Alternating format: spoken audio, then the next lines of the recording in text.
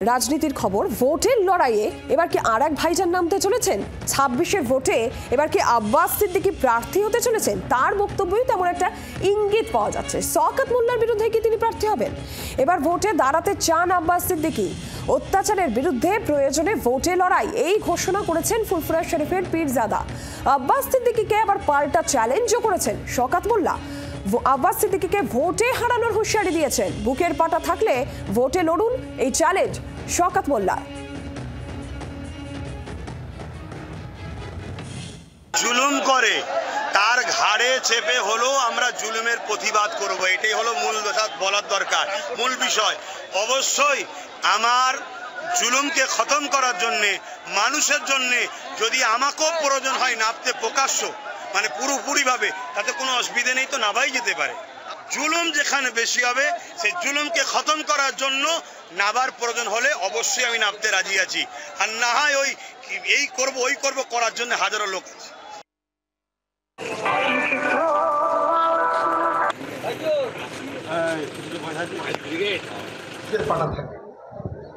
ওর যদি হিম্মত থাকে তো একবার নির্বাচনে প্রতিদ্বন্দ্বিতা করুন। মুখার মুকুল না দেখিয়ে, নাটকবাজি না করে, ধর্মের নাম করে মানুষকে বোকানা বানিয়ে, ওর যদি হিম্মত থাকে, ও যদি সত্যিকারে বাপের বেটা হয়, ও একবার ইলেকশনে কন্টেস্ট করে দেখা।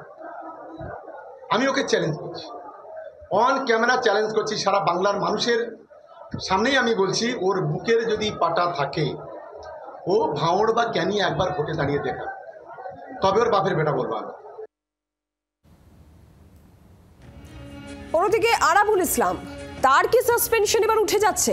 1 মাস ধরে তিনি নাকি তৃণমূল ভবনে যাতায়াত করছেন, রাজ্য সভাপতির ঘরেও যাচ্ছেন, এমনটাই সূত্রের খবর।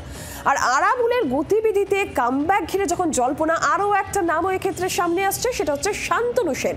তাকে নিয়েও প্রশ্ন উঠছে যে আরাবুলের সাসপেনশন উঠলে শান্তনু সেনেরও কি কামব্যাক হবে? শৃঙ্খলা ভঙ্গের অভিযোগে একই দিনে কিন্তু সাসপেন্ড হয়েছিলেন আরাবুল ইসলাম এবং শান্তনু সেন।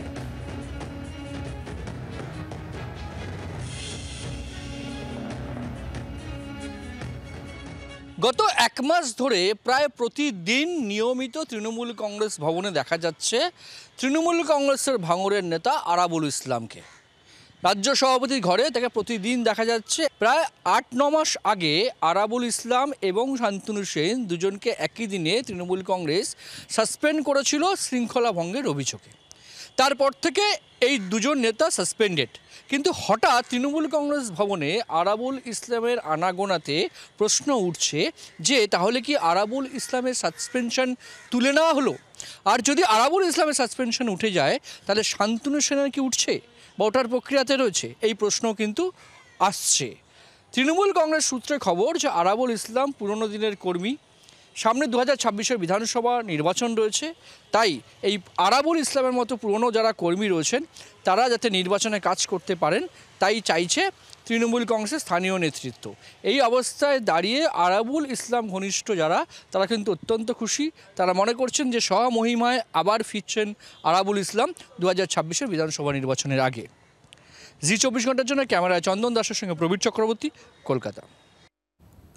আর এই প্রসঙ্গে বিজেপির কি প্রতিক্রিয়া? বিজেপি নেতা রাহুল সিনহার প্রতিক্রিয়া আমরা পেয়েছি, শুনুন কি বলেছেন তিনি। কোন পার্টিতে কার সাসপেনশন উঠলো আর কার সাসপেনশন হলো এটা নিয়ে বিজেপির কোনো মাথা ব্যথা নেই।